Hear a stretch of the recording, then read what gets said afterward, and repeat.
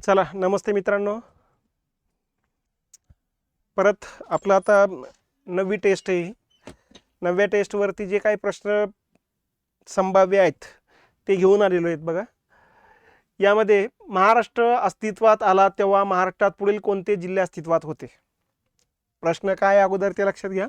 महाराष्ट्र अस्तित्वात आला 1960ला, त्यावेळेस कोणते जिल्हे अस्तित्वात होते तर टोटल 26 जिल्हे अस्तित्वात होते बघा. आणि 60 नंतर परत नवीन 10 जिल्हे वाढलेले आहेत. 10 जिल्हे कुठले कुठले वाढलेले ते जरी लक्षात आले तर बाकीचे जुने जिल्हे होते हे लक्षात येऊन जाईल बघा. पहिला वाढला होता जालना आणि सिंधुदुर्ग, ठीक आहे. नंतर वाढला होता लातूर आणि गडचिरोली. त्याच्यानंतर वाढला होता मुंबई उपनगर. त्याच्यानंतर वाढला होता वाशिम आणि नंदुरबार. त्याच्यानंतर वाढला होता हिंगोली आणि गोंदिया. आणि त्याच्यानंतर वाढलेला आहे पालघर. आता ही 10 जिल्हे कुठं कुठे ते लक्षात घ्या. हे बघा, ह्या तिन्ही जिल्ह्याचं नाव याच्यामध्ये येत नाही. इथं जालना येतं आहे, म्हणजे लातूर येते, हे 60 नंतर निर्माण झालेले. इथं गोंदिया येतं, गडचिरोली येतं, हे 60 नंतरच निर्माण झालेले आहेत. इथं सिंधुदुर्ग येतं आहे, मुंबई उपनगर येते, 60 नंतरच निर्माण झालेले आहेत. याचा अर्थ आपल्या प्रश्नाचं उत्तर येतं 1 नंबर. ज्यावेळेस महाराष्ट्र अस्तित्वात आला त्यावेळेस सांगली, सातारा, कोल्हापूर हे जिल्हे अस्तित्वात होते. फक्त एवढं लक्षात ठेवायचं, उत्तर सातारा म्हणजे आजचं सातारा आहे, दक्षिण सातारा म्हणजे आजचा सांगली जिल्हा आहे. यांना सांगली सातारा असे नाव नव्हते, उत्तर सातारा दक्षिण सातारा असे नाव होते. आणि कोल्हापूर हे महाराष्ट्र निर्माण झाला त्यावेळेस अस्तित्वात असलेले हे तिन्ही जिल्हे होते बघा. याच्यामध्ये औरंगाबाद होता पण लातूर आणि जालना नव्हता. याच्यात वर्धा होता, गोंदिया आणि गडचिरोली नव्हता. यात सिंधुदुर्ग, मुंबई उपनगर नव्हता, रत्नागिरी होता. ठीक आहे. दुसरा प्रश्न आहे, महाराष्ट्रातील खालील ठिकाणं पर्जन्याच्या उतरत्या क्रमानं कोणती आहेत ते सांगा. ठीक आहे.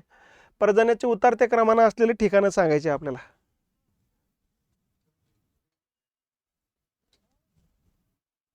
कुठले येतात?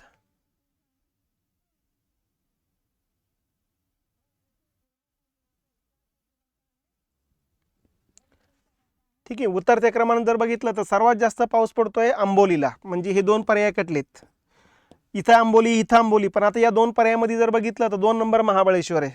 माथेरान लगेच 4 ते 5 नंबरवर येत आहे, त्यामुळे हा पर्याय कटला. हे उत्तर येत आहे आपल्याला 3 नंबरचं. ठीक आहे. याच्यामध्ये पण लक्षात घेतलं पाहिजे, आंबोली जी आहे या ठिकाणी 745 सेंटीमीटर पाऊस पडत असतो. महाबळेश्वरला 623 सेंटीमीटर पाऊस पडत असतो. गगनबावड्याला 621 सेंटीमीटर पाऊस पडत असतो. माथेरानला 517 सेंटीमीटर पाऊस पडत असतो. तर 4थ्या क्रमांकावर माथेरान येत असतं बघा. आंबोली जी आहे ती सिंधुदुर्ग जिल्ह्यामध्ये येत असतं बघा. महाबळेश्वर जे आहे ते सातारा जिल्ह्यामध्ये आहे. गगनबावडा कोल्हापूर जिल्ह्यामध्ये येत असतं, तर माथेरान रायगड जिल्ह्यामध्ये येत असतं. तर उतरत्या क्रमानं जर बघितलं तर हे लक्षात घेतलं पाहिजे. ठीक आहे. आंबोली, माथेरान सह्याद्रीच्या पश्चिम उतारावर आहे. महाबळेश्वर, गगनबावडा सह्याद्रीच्या घाटमाथ्यामध्ये. पूर्व उतारावर पावसाचं प्रमाण कमी असतं, तर त्यामुळे ते काही पहिल्या 5-7 मध्ये बसणार नाही. तर हे पहिले 4 सर्वाधिक पाऊस पडणारे ठिकाण आहे. 5व्या क्रमांकावर येत असतं खंडाळा, 6व्या क्रमांकावर येत असतं लोणावळा, 7व्या क्रमांकावर रत्नागिरी जिल्ह्यातलं हरणे. तर असा उतरत्या क्रमाने ही तुम्ही लक्षात घेऊ शकता.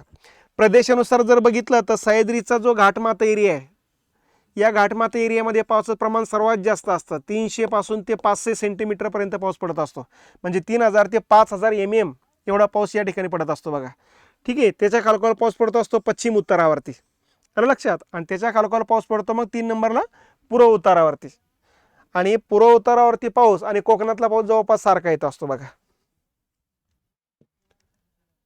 त्याच्यानंतर पुढचा प्रश्न येतो, चुकीची जोडी ओळखा. मग आता हे धरणाची नाव आहे आणि समोर त्यांच्या जलाशयाला देण्यात आलेली नाव आहेत. ठीक आहे.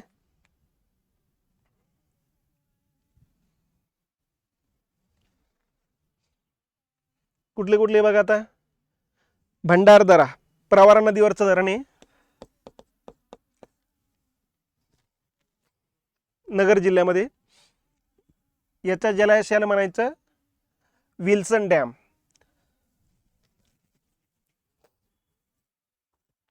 किंवा लॉईड धरण म्हणायचं आपण त्याला. त्यामुळे हे चुकीचं आहे, आपलं उत्तर हेच आहे.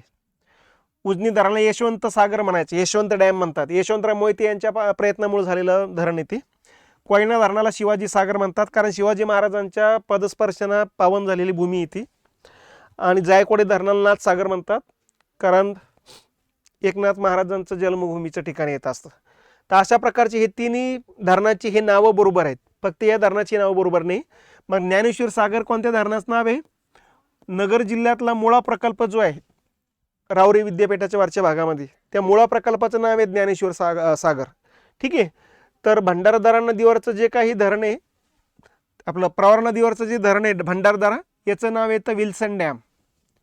आलं लक्षात? तर चुकीचं जर जोडी विचारले तर हे 1 नंबर या ठिकाणी चुकीचं येतं, त्याचं दुरुस्त करून घेतलं पाहिजे आपण. खालीलपैकी कोणत्या जिल्ह्यात एकही राष्ट्रीय उद्यान नाही? मग राष्ट्रीय उद्यानाबद्दल आपण अगोदरच बघितलेले. भारतामध्ये 105 राष्ट्रीय उद्यान आहेत बघा, आणि महाराष्ट्रामध्ये 6 राष्ट्रीय उद्यान आहे. राष्ट्रीय उद्यानाची व्याख्या आपण अगोदर सांगितलेली की असा जंगलाचा पार्ट की त्या ठिकाणी आसपासच्या गावातील लोकांना कोणत्याही प्रकारचा हस्तक्षेप करू दिला जात नाही. तर मानवी हस्तक्षेपास पूर्णतः बंदी असलेल्या जंगलाला म्हणायचं राष्ट्रीय उद्यान. तर महाराष्ट्रात जे राष्ट्रीय उद्यान आहे त्यातलं सगळ्यात पहिलं राष्ट्रीय उद्यान आहे तर ताडोबा राष्ट्रीय उद्यान, 1955 घोषित झालेले आहे बघा. ठीक आहे. आणि असे राष्ट्रीय उद्यान जर बघितलं 6 आहे, त्यातलं सर्वात मोठं येत असतं गुगामल, 1 नंबरला येत असतं. हे अमरावती जिल्ह्यात आहे, 361 चौरस किलोमीटर आहे. 2 नंबरला येत असतं चांदोली, चांदोली 317 चौरस किलोमीटर आहे. चांदोली सातारा, सांगली, कोल्हापूर आणि रत्नागिरी जिल्ह्यात पसरलेले. त्याच्यानंतर येत असतं पेंच, पंडित जवाहरलाल नेहरू यांचं नाव देण्यात आलेलं आहे त्याला, 260 चौरस किलोमीटर एरिया याचा. त्याच्यानंतर नवेगाव गोंदिया जिल्ह्यात येत असतं बघा, हे 134 चौरस किलोमीटर एरिया आहे. त्याच्यानंतर एरियानुसार ताडोबा येतो बघा 5 नंबरला, 117 चौरस किलोमीटर एरिया आहे. ठीक आहे. आणि 6व्या नंबरला येत असतं संजय गांधी राष्ट्रीय उद्यान बोरीवली, फक्त 87 चौरस किलोमीटर एरिया आहे. तर सर्वात मोठं येत असतं गुगामल, सर्वात लहान येत असतं संजय गांधी राष्ट्रीय उद्यान. त्याच्यापैकी अमरावती विभागात एकच येतं आहे गुगामल. त्याच्यानंतर नागपूर विभागात 3 येतात, पेंच, नवेगाव, ताडोबा. त्याच्यानंतर कोकण आणि पश्चिम महाराष्ट्रातील चांदोली येत असतं, संजय गांधी कोकणात येत असतं बघा. इथं कोणत्या जिल्ह्यात एकही राष्ट्रीय उद्यान नाही? साताऱ्यामध्ये एकही राष्ट्रीय उद्यान आहे का? आहे, चांदोलीचा भाग आहे इथं. नंदुरबार जिल्ह्यामध्ये नाही आहेत. अमरावतीमध्ये गुगामल आहे, चंद्रपूरमध्ये ताडोबा आहे. तर एकही राष्ट्रीय उद्यान नसलेलं जर पर्याय विचारला तर उत्तर येतं मग ब, नंदुरबार, 4 नंबरचं. ठीक आहे. सातारा जिल्ह्यात चांदोलीचा भाग येतो असतो बघा, सातारा, सांगली, कोल्हापूर आणि रत्नागिरी. नंबर 5, अयोग्य पर्याय ओळखा सांगितलेलं आहे. नदी संगमावरचे गावं दाखवलेली आहेत बघा. अयोग्य पर्याय कुठला आहे? पांझरा नदी आणि तापी नदी धुळे आहे का? नाही. पांझरा नदीच्या काठावर धुळे आहे, पण पांझरा आणि तापीच्या संगमावरती येत असतं मुदवड, धुळे जिल्ह्यातलंच गाव येते, हे येणार नाही. वर्धा आणि पैनगंगा यांच्या संगमावर वडा किंवा गुग्गुस आहे, हे बरोबर आहे, चंद्रपूर जिल्ह्यामध्ये. नीरा आणि भीमा यांच्या संगमावर रांजणगाव आहे का? नाही. नीरा आणि भीमा यांच्या संगमावरती नीरा नरसिंगपूर नावाचं गाव लागत असतं बघा, पुणे जिल्ह्यामध्ये. मुळा आणि मुठा यांच्या संगमावर प्रवरा आहे का? नाही.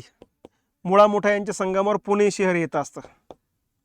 त्यामुळं अयोग्य जोड्या ओळखा सांगितलेला आहे अ क ड, अ क ड हा पर्याय लागतो. ठीक आहे. वर्धा आणि पैनगंगा यांच्या संगमावर वडा बरोबर आहे, चंद्रपूर जिल्ह्यातलं. एकमेव सोडून घ्यायचं, ते बाकीचे मग दुरुस्त करून घेतलं पाहिजे की त्या ठिकाणी कुठले कुठले आहेत. हे मुदवड येत असतं पांझरा आणि तापी नदीच्या संगमावरती. नीरा आणि भीमा नदी संगमावरती नीरा नरसिंगपूर नावाचं गाव लागतं, आणि मुळा आणि मुठाच्या संगमावर पुणे शहर लागत असतं बघा. त्याच्यानंतर भारतीय रेल्वेचे पूर्व मध्य रेल्वेचे मुख्यालय कोणत्या ठिकाणी आहे? कुठलं येतंय? पूर्व आणि मध्य, पूर्व भागात आहे पण मध्य भागात आहे असं ठिकाण कुठलं येत असतं बघा. कुठलं येतंय?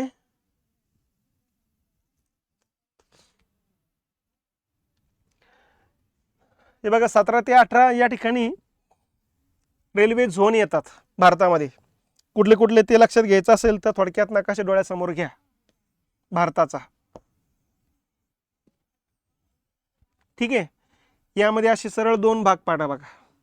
इथं दिल्ली उत्तर रेल्वेचं झोन आहे, इथं जयपूर उत्तर पश्चिम रेल्वेचं झोन आहे, इथं जबलपूर पश्चिम मध्य रेल्वेचं झोन आहे, इथं मुंबईला 2 झोन आहेत. पश्चिम रेल्वेचं झोन येतं चर्चगेटला आणि मध्य रेल्वेचं झोन येतं असतं CSTला. इथं हुबळी आहे. दक्षिण पश्चिम रेल्वे झोन आहे. किती झाले ते? 1 2 3 4 5 आणि हे 6. ठीक आहे. इकडे जवळपास 12 येतील. याच्यामध्ये इथलं येतं असतं नंबर 1 ला चेन्नई दक्षिण रेल्वे झोन आहे या ठिकाणी. सिकंदराबाद दक्षिण मध्य रेल्वे झोन आहे या ठिकाणी. बिलासपूर दक्षिण पूर्व रेल्वे झोन आहे. त्याच्यानंतर विशाखापट्टणम दक्षिण किनारपट्टी रेल्वे झोन आहे. त्याच्यानंतर भुवनेश्वर पूर्व किनारपट्टी रेल्वे झोन आहे. त्याच्यानंतर अलाहाबाद उत्तर मध्य रेल्वे झोन आहे. नंतर गोरखपूर उत्तर पूर्व रेल्वे झोन आहेत.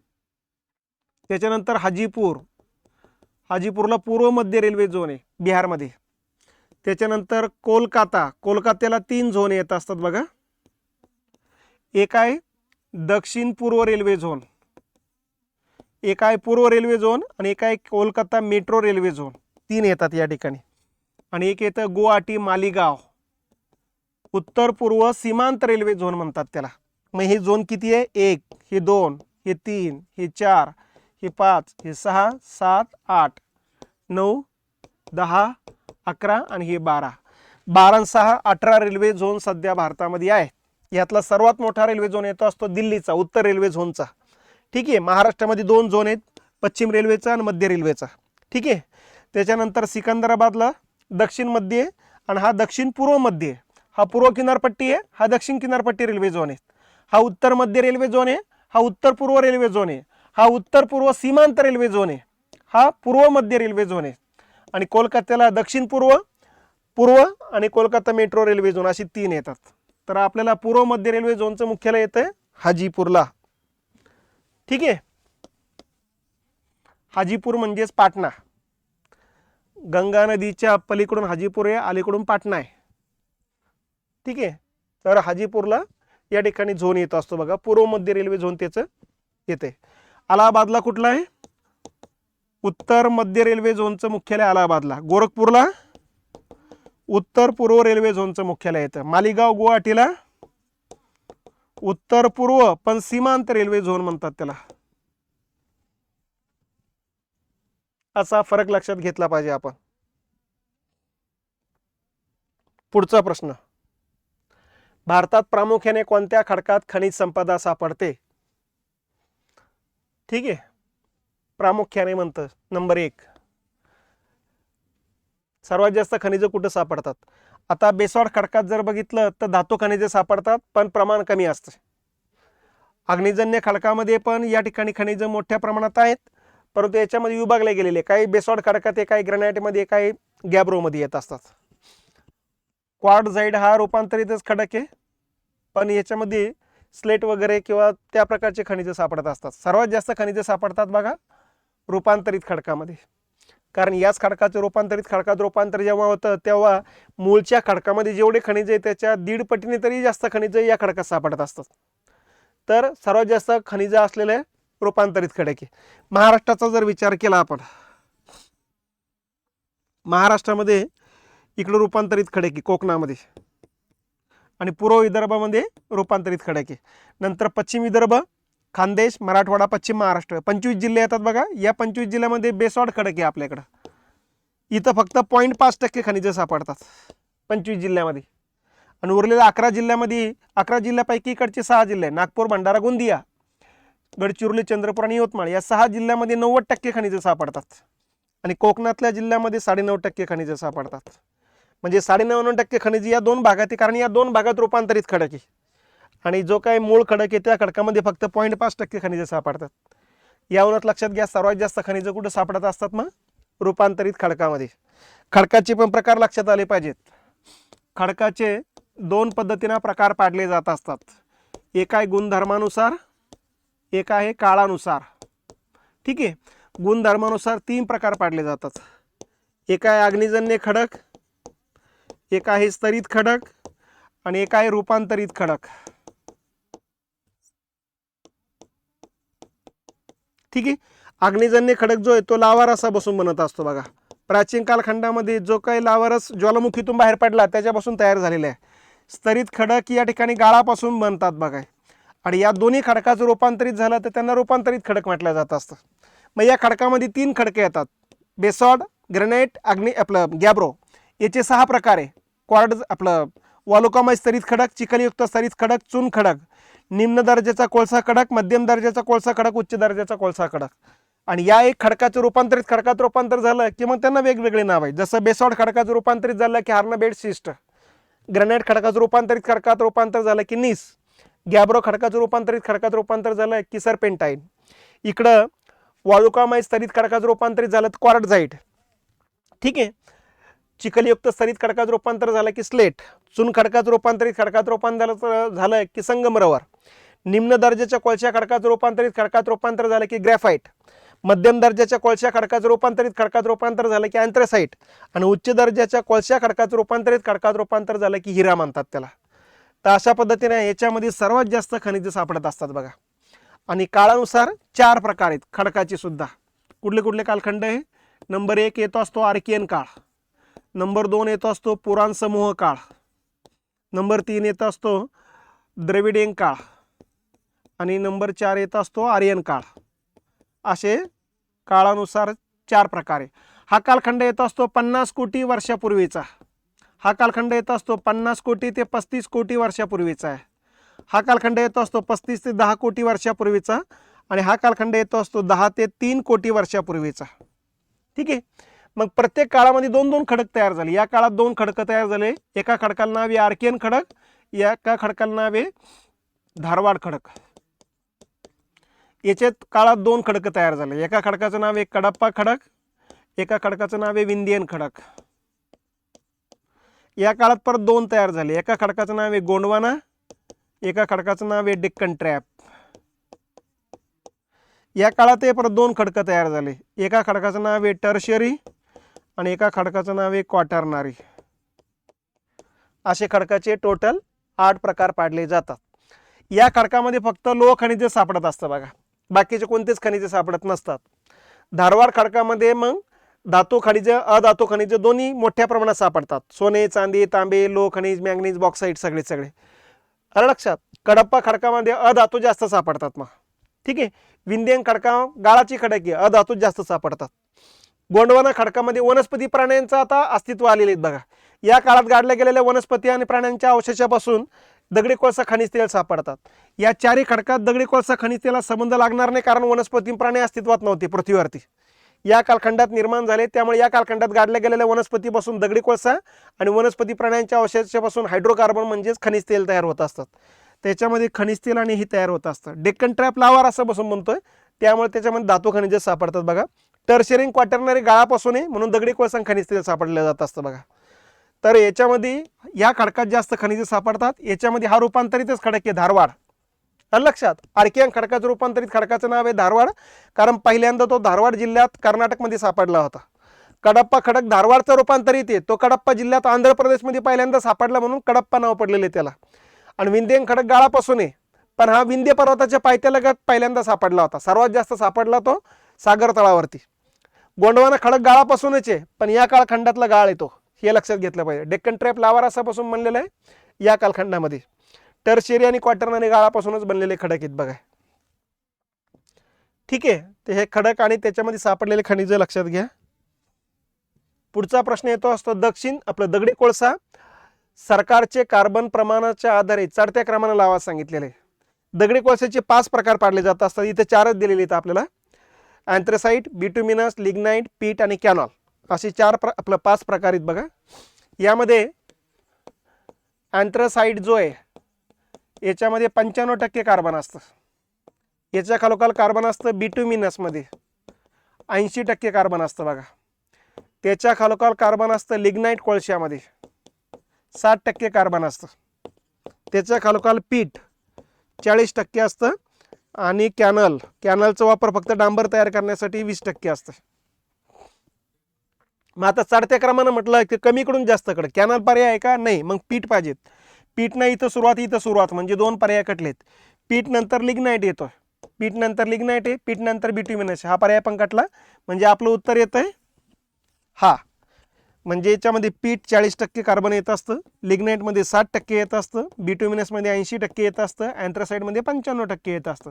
आणि 100% झालं कार्बन की मग त्याला दगडी कोळसा म्हणत नाहीत, त्याला हिरा म्हणतात. मग कारण हिरा म्हणजेच कार्बनचं 100% अपरूप आहे, याच्यामध्ये कार्बन असतं मग 100%. अँथ्रासाईड कोळसा आणखी काही शेकडो वर्ष जर जमिनीतच राहिला, कार्बन वाढत जातं. मग 95चं 96 तर 96 97 98 99 आणि 100 झालं की मग त्याला म्हणायचं हिरा.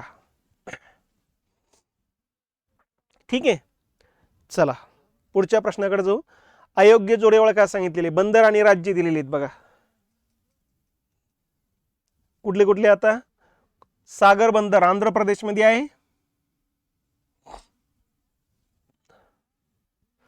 नाहीये. पॅराद्वीप ओरिसामध्ये आहे. तुतीकोरन केरळमध्ये आहे, नाही. दुगाराजपट्टणम पश्चिम बंगालमध्ये आहे, नाही. आता आपल्याला विचारलेले अयोग्य जोड्या, अयोग्य अ क ड, अ क ड कुठे आलंय? 4 नंबर. हे बघा, सध्या भारत सरकारनं 15 बंदरांना आंतरराष्ट्रीय बंदराचा दर्जा दिलेला आहे बघा. अशी बंदरं किती आहेत? 15.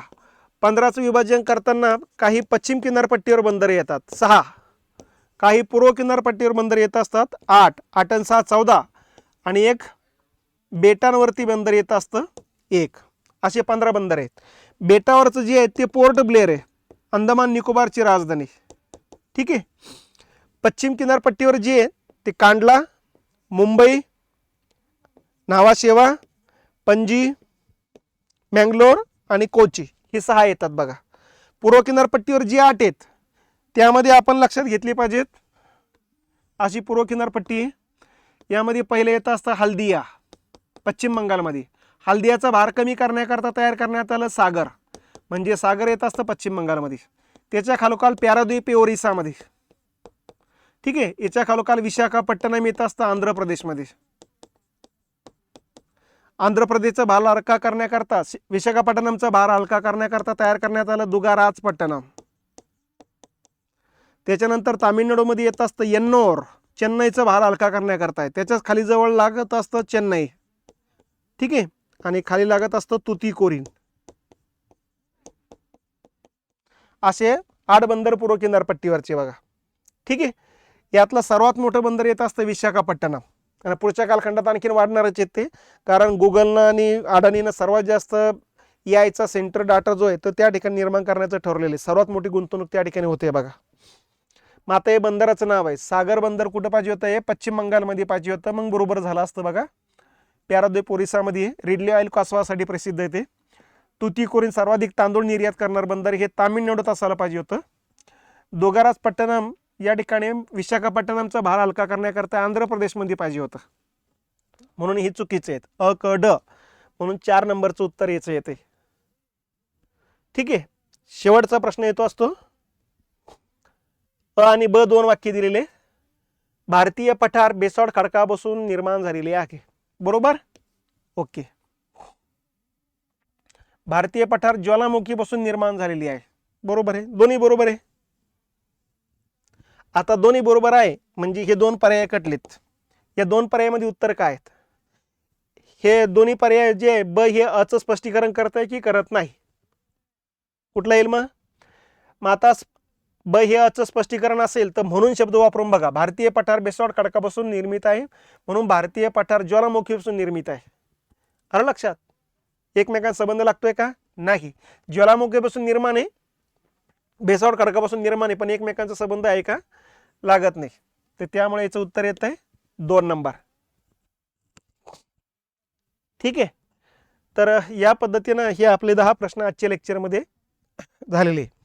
परत उद्या आणखीन 10 प्रश्न घेऊन पुढची टेस्ट घेऊन येऊ आपण 10 नंबरची. चला थांबतोय आपण आता.